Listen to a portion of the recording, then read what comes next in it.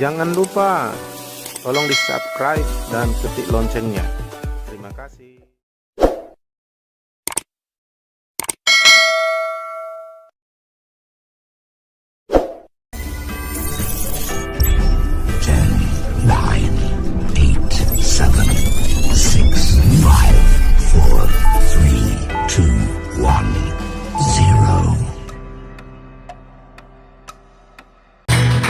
Begitu mengasihi kami dan luar biasa anugerah-Mu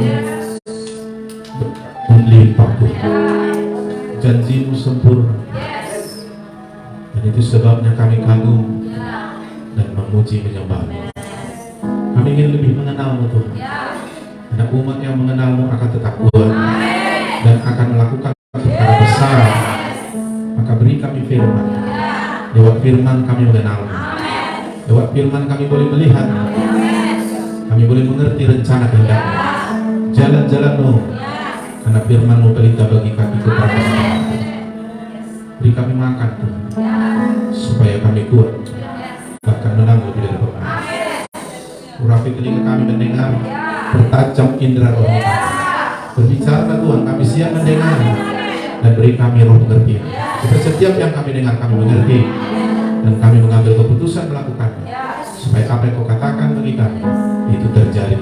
Dalam nama Yesus kami siap Tuhan, yang siap berkata amin. Silakan duduk, Tuhan memberkati. Haleluya, shalom. Kalau kita menerima firman dan menghidupinya, maka di dalam setiap firman selalu ada yang luar biasa. Setiap perintah yang kita lakukan ada janji Tuhan yang tergenapi. Dan ketika janji Tuhan tergenapi, hidup kita akan lebih baik.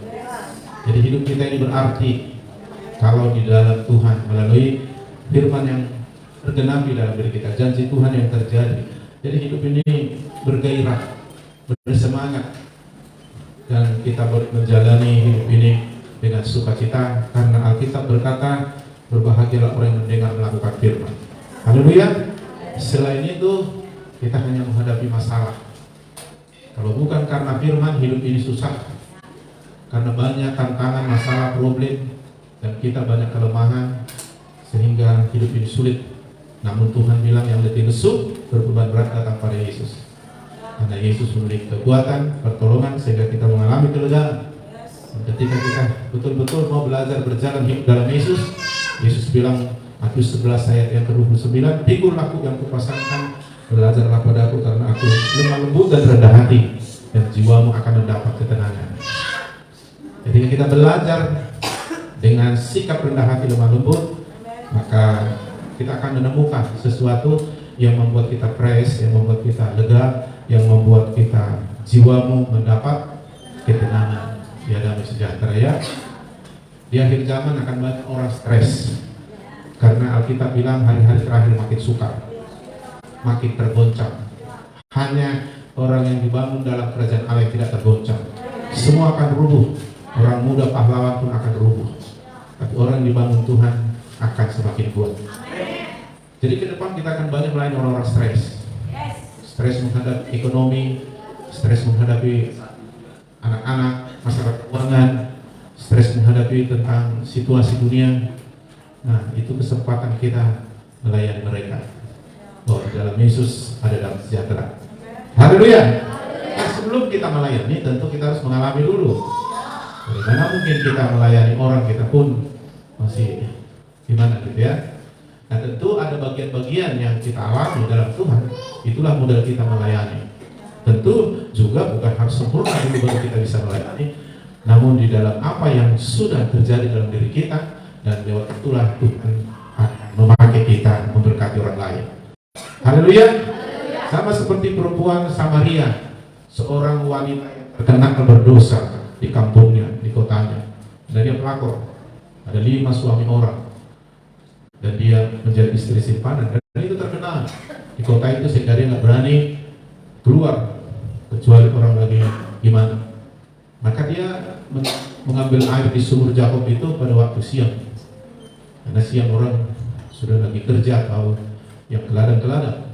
Dia takut ketemu dengan orang, karena pasti orang memperguncingkan dia kalau kelihatan, pasti gitu ya kan. Nah, tetapi Tuhan menjumpai dia.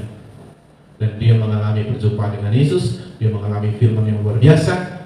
Dan pengalaman itu, apa yang terjadi, apa yang dia dengar, firman yang luar biasa, dia ceritakan kepada banyak orang. Sampai satu kota datang pada Yesus. Itu penginjilan terhebat itu. Beda dengan orang percaya sekarang. Udah 30 tahun, tak pernah menceritakan dan membawa, jangankan satu kota, satu keluarga kepada Tuhan. Kenapa saudaraku? Karena kita tidak menceritakan apa yang sudah kita alami, apa yang menguatkan, mengubah kita dari firman dan Yesus itu. Malah sebaliknya, malah masalah kita yang kita ceritai, malah kejelekan, kesalahan orang yang kita ceritai. Aduh, tukang gosip lah istilahnya ya. Jadi akhirnya tidak ada yang terjadi. Padahal sebenarnya ketika kita memberkati orang, Alkitab bilang kita akan makin diberkati. Amin. Jadi memberkati orang bukan harus kaya dulu, punya uang lalu kasih-kasih, bukan. Memberkati orang adalah ketika kita menceritakan Kristus dan firman yang kita alami. Berkat yang terbesar itu bukan uang, tapi Kristus dan firman yang kita alami. Ceritakan sama orang. Maka kesaksian tentang firman dan perubahan hidup kita itu berkat terbesar bagi orang yang menerimanya. Haleluya.